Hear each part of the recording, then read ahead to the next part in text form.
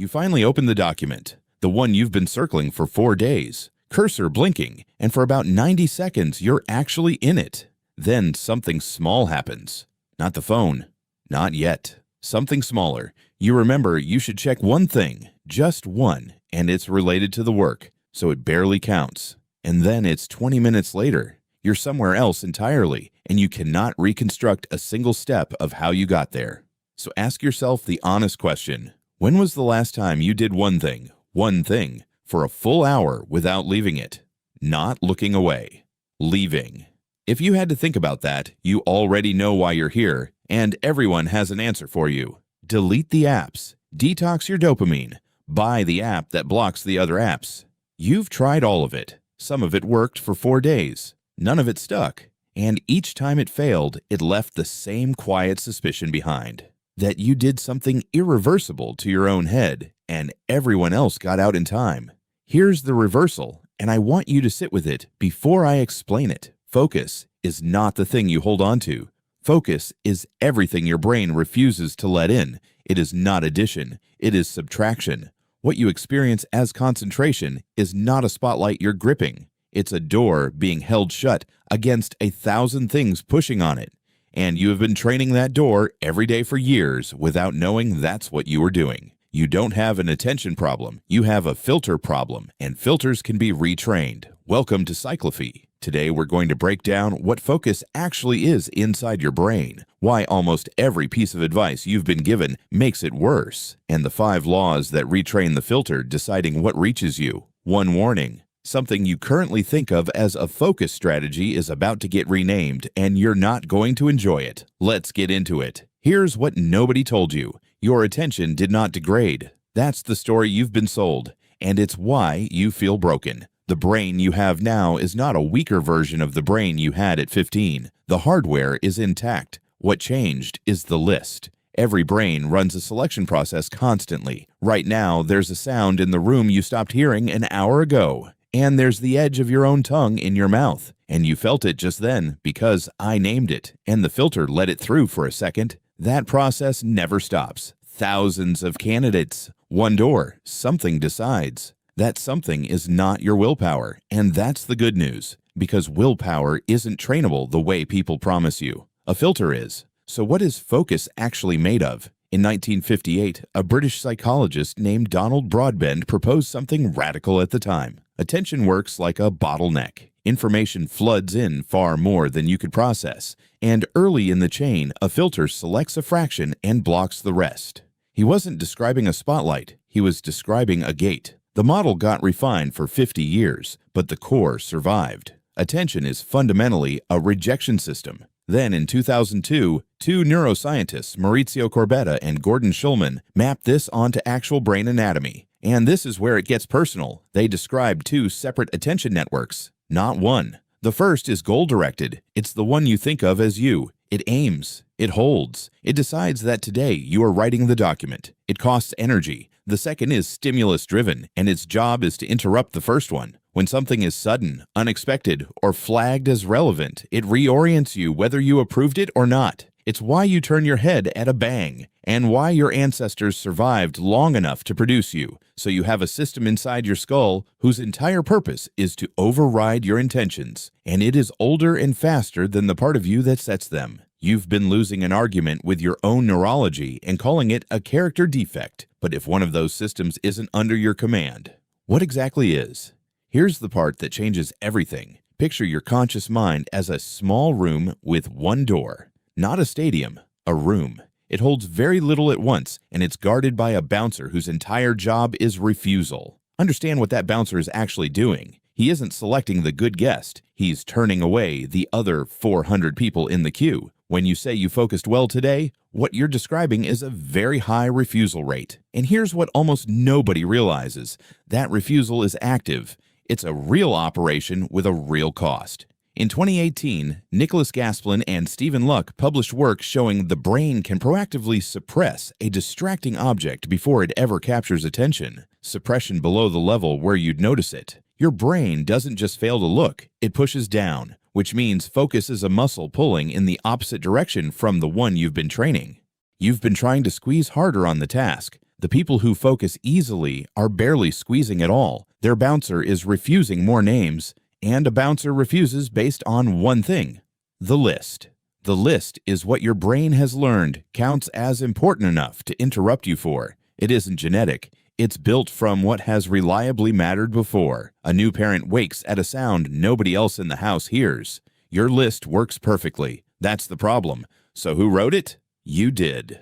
Reluctantly, in tiny pieces, over about a decade, every time a notification arrived and turned out to be something, a message you wanted, a number going up, the list learned. Interruption predicts reward. Not every time, and that's exactly what makes it strong, because unpredictable rewards train faster and hold longer than reliable ones. But the phone is the obvious one, and the obvious one is never the real one. Think about what you do with no device involved. You're mid-task and a thought surfaces. I should check that. And you check it. That's a rep. You feel the first prickle of difficulty, the moment the work stops flowing and starts costing, and you stand up to get water. Reps of every one of those taught the bouncer the same lesson. When something inside you asks to be let in, it gets let in. No credentials required. You didn't get distracted by the world. You deputized it. You handed out passes for 10 years, and now you're standing at your own door, wondering why everyone walks straight past you. Which brings us to the question you actually came here with. Did you break it permanently? No. But I won't soften the second half. The list took years of daily reps to write and will not be rewritten in a weekend. What you can do is start adding refusals, and refusals count as reps in exactly the same way admissions did. It runs in both directions. So why has none of the advice worked? Because most of it is aimed at the wrong door. 3 traps. Trap 1. You're suppressing the wrong thing. You put the phone in the other room, and you still didn't work. In 2010, 2 Harvard researchers, Matthew Killingsworth and Daniel Gilbert, sampled thousands of people and asked whether their mind was on what they were doing. Minds were somewhere else roughly 47% of the time, nearly half of waking life. And phones in 2010 weren't doing what they do now. The interruption is coming from inside. You've built an elaborate defense against the outside world, while almost all the traffic through your door is generated by you. The cost is that you keep improving your security, keep getting robbed, and every failure makes you more certain the problem is your character. Trap 2. Environmental theater. And this is the trap that sounds the most like self-improvement. The clean desk, the focus playlist, the new app, the 3 days of setting up before any work begins. None of it is useless. All of it is decoration on the doorframe. You're arranging the room instead of changing who's standing at the door. And it feels productive, which is exactly what makes it expensive. The cost is a growing collection of abandoned systems, each one more evidence for the case you're quietly building against yourself. Trap 3. And this is the one almost nobody survives. Attention residue. In 2009, a researcher named Sophie Leroy studied what happens when people switch between tasks. She found that when you leave a task unfinished, part of your attention stays behind with it. You sit down to the new thing carrying a piece of the old one, and your performance suffers. Not because you're tired, because you never fully arrived. Now count how many unfinished things you left open today. The tab, the half-answered message, the conversation that ended without ending. You are not sitting down to your work with a full attention budget. You've been leaking it into a dozen rooms since 8 this morning, then blaming the last room for being empty. So what actually retrains the filter? 5 laws. Each one is a rep. None of them is a mood. Law 1. Close the loop before you open the next one. This is Leroy's finding turned into a rule. Residue attaches to what's unresolved, not to what's unfinished. And that distinction is your leverage. You don't have to complete the task. You have to give it a decided next step. Before you leave anything, write the one line that says what happens next and when. Then it stops asking. The cost is 30 seconds at the exact moment you least want to spend them. Spend them anyway. Law 2. Give the bouncer one name, not a category. Your brain can't refuse effectively against a vague target. Write the report is not an instruction. It's a mood. The door doesn't know what to reject because it was never told what's supposed to get in. Replace it with one name. Write the second paragraph of the methods section. Now, refusal is trivial because anything that isn't that name is obviously not that name. Specificity isn't organization, it's ammunition for the door. The cost is that you have to decide what the work actually is before you start. Deciding is harder than working. That's why people skip it. Law 3. Stop competing with the interruption. Delay it. When a thought arrives asking to be let in, you've been doing one of two things: obeying it or fighting it. Both are losses because fighting a thought requires keeping it in the room. There's a third move. Acknowledge it. Write it on paper. Give it a time. I'll deal with you at 4. You're renegotiating the terms of the list. The thought demands immediate entry because immediate entry is all it has ever received. The cost is that you must actually look at that paper at 4. Break the promise twice, and the thought learns you're lying and goes back to interrupting. Law 4. Train the refusal where it's cheap. You cannot install a filter at the moment you most need one. The session that matters is the worst possible place to attempt a first rep. So train where nothing is at stake. Read something slightly boring for 10 minutes without leaving. Stand in a queue without taking out your phone. These feel trivial, and that's fine because the content was never the point. The rep is the point. You're showing a system that has never seen the evidence that a request can arrive at the door, be turned away, and nothing bad happens. The cost is boredom. Real, uncomfortable, low-grade boredom. That's the tuition, and there's no version of this you get for free. Law 5. Protect the first 10 minutes, not the whole session. The bouncer is weakest at the start. Entry is the point of maximum friction, and it's the window where one admitted guest cost you the entire hour. Once you're properly in, the door largely holds itself. So stop trying to defend 3 hours. Defend 10 minutes with everything you have.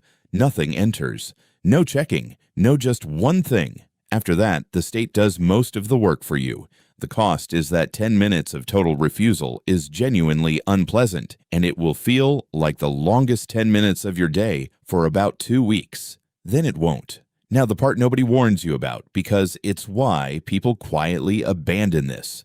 When your filter actually tightens, other people feel it, not as discipline, as distance.